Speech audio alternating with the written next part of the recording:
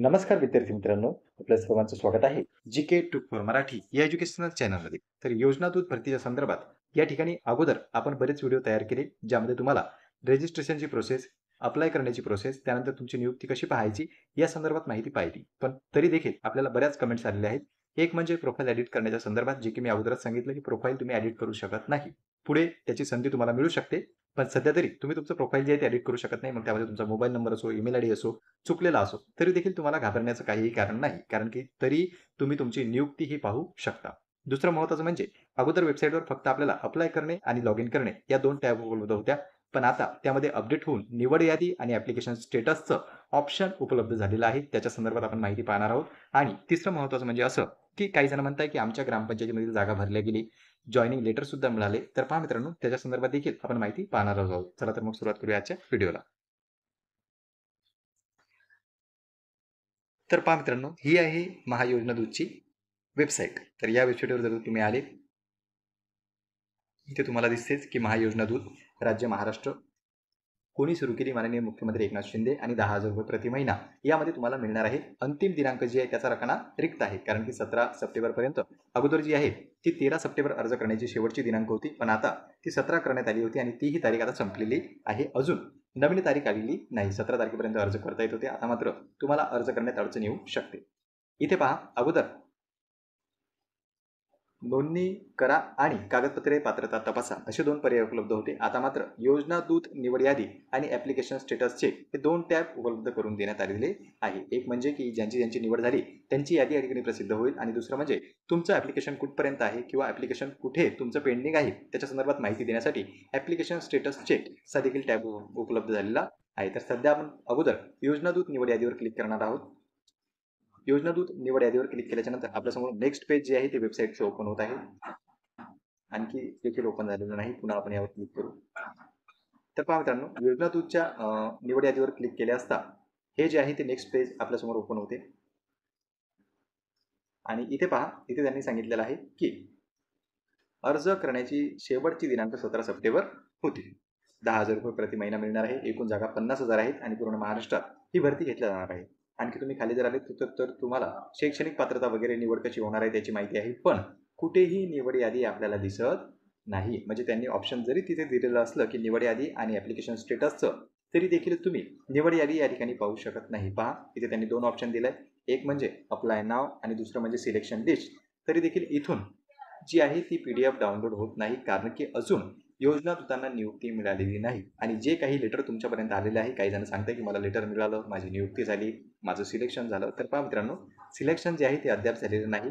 ग्रामपंचायतीमध्ये काही जण म्हणताय की आमच्या ग्रामपंचायतीमध्ये जागा भरल्या गेली. तर यापूर्वीच एक आणखी योजना आली होती, ती म्हणजे मुख्यमंत्री युवा कार्य प्रशिक्षण योजना. तर 2 वेगवेगळ्या योजना आहेत. ही जी योजना आहे ही योजना दूत आहे, आणि यापूर्वी आलेला आहे मुख्यमंत्री युवा कार्य प्रशिक्षण योजना, ज्याला आपण CM मुख्यमंत्री युवा कार्य प्रशिक्षण योजना जी होती ती वेगळी आहे, आणि मुख्यमंत्री योजना दूत ही वेगळी आहे. तर मुख्यमंत्री युवा कार्य प्रशिक्षणामध्ये तुमची नियुक्ती ही त्या संस्थेमार्फत केल्या जाते. मग ती तुमची ग्रामपंचायत असो, नगरपंचायत असो, तहसील असो, पोलीस स्टेशन असो, जेवढे काही शासनाचे विभाग आहे किंवा कंपन्या आहेत किंवा प्रायव्हेट कंपन्या देखील आहेत, संस्था देखील आहे, त्यामध्ये ही तुमची निवड जी आहे ती केल्या जाऊ शकते. आणि निवड करण्याचा अधिकार या ठिकाणी जे आहे त्या संस्थेला होता. कोणाला? संस्थेला. पण महायोजना दूतमध्ये तुमची निवड जी आहे ती संस्थेमार्फत न होता जिल्हा स्तरावरून होणार आहे, अशी माहिती आपल्यापर्यंत पोहोचलेली आहे. एका ग्रामपंचायतीशी देखील मी संपर्क साधला, तसेच नगर परिषदेशी देखील संपर्क साधला. तर नगर परिषदेकडून असा त्या ठिकाणी त्यांच्याकडून प्रतिसाद मिळालेला आहे की त्यांनी सांगितलं की आमच्यापर्यंत अजून याद्या आलेल्या नाही.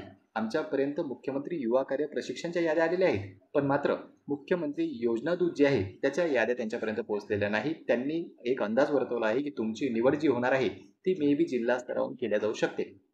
म्हणून तुम्हाला घाबरण्याचं सध्या काहीही कारण नाही आहे. अगोदर या वेबसाईटवर येऊन तुम्ही जर फॉर्म भरलेला असेल तर लॉग इन करायचं आहे. लॉग इन करून तुमचं जे डॅशबोर्ड आहे, डॅशबोर्डवर जाऊन त्या ठिकाणी कॉन्ट्रॅक्ट्समध्ये तुम्ही चेक करू शकता, किंवा निवड यादी आपल्यापर्यंत काही दिवसांनी पोहोचेलच. पण अजून देखील जॉईनिंग लेटर मिळालेलं नाही. आणि जे जॉईनिंग लेटर तुमच्यापर्यंत पोहोचत आहे किंवा कोणी तुम्हाला दाखवत असेल की जॉईनिंग लेटर मिळालं, तर ते तुम्ही सविस्तररित्या वाचावं. त्यावर तुम्हाला नक्कीच मुख्यमंत्री युवा कार्य प्रशिक्षण असं दिसेल, कारण की योजना दूतांची निवड अजून तरी झालेली नाही. आता फॉर्मची डेट संपून बरेच दिवस झालेले नाही. 17 तारीख शेवटची होती. अर्ज भरूनच गेल्या 3-4 दिवस झालेले आहे फक्त. तर इतक्या लवकर तुम्हाला नियुक्ती कशी काय मिळू शकते? त्यामुळे याची प्रक्रिया लवकरच सुरू होणार आहे. अद्याप कोणाला नियुक्ती मिळालेली नाही. कोणी जर सांगत असेल की मला नियुक्ती मिळाली, माझी निवड झाली, तर त्यांची निवड जी झालेली आहे ती मुख्यमंत्री युवा कार्य प्रशिक्षणामध्ये झालेली आहे. कारण की त्या ठिकाणी देखील पदवीधरांना 10,000 पर्यंतचं मानधन मिळते. म्हणजेच ज्याला आपण विद्यावेतन असं म्हणतो. तर विद्यावेतन मुख्यमंत्री युवा कार्य प्रशिक्षणमध्ये सुद्धा देण्यात येतं आणि योजना दूतमध्ये सुद्धा देण्यात येते. योजना दूतमध्ये कोणती पदं नाहीत.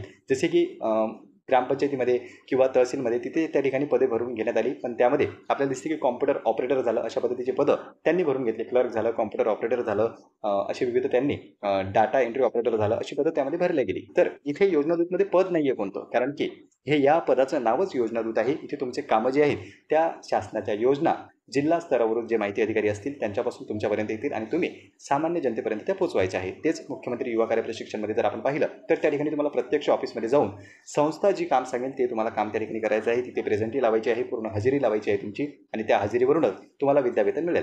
तेच योजना दूत जर आपण पाहिलं तर टोटली फील्ड वर्क राहणार आहे. कारण की प्रत्येक नागरिकापर्यंत तुम्हाला पोहोचायचं आहे. त्या ठिकाणी त्यांना योजनेबद्दल माहिती सांगायची आहे. त्याचा ऑनलाईन फीडबॅक देखील शासनाला पाठवायचा आहे. जेणेकरून तुमच्याकडे एक ॲप येणार आहे. त्या ॲपमध्ये तुमचं लॉग इन राहणार आहे. लॉग इन झाल्याच्या नंतर वेबसाईट असू शकते, ॲप असू शकते, दोनपैकी काही असू शकते. तिथे तुम्हाला रोजच्या तुमच्या कामाचा जो आहे तो ऑनलाईन अहवाल सादर करायचा आहे. तर या दोन्हीमधला फरक तुमच्या आता लक्षात आलेला असेल.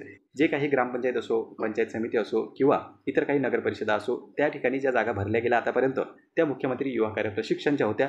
योजना दूतांची मात्र जागा भरली गेली नाही. कारण की योजना दूत कोणत्या संस्थेत कार्य करत नसून ते या ठिकाणी स्वावलंबी आहेत. कारण की त्यांना प्रत्यक्ष घरोघरी जाऊन योजनेची माहिती सामान्य लोकांपर्यंत पोहोचवायची आहे. तर मित्रांनो, इथे तुम्हाला समजलं असेल apply selection list, selection status जरी आलेलं असलं तरी देखील या टॅब आणखी उपलब्ध झालेलं नाही. तसं त्यांनी ऑप्शन दिलं आहे, पण अजून आपल्याला आपलं स्टेटस पाहता येत नाही.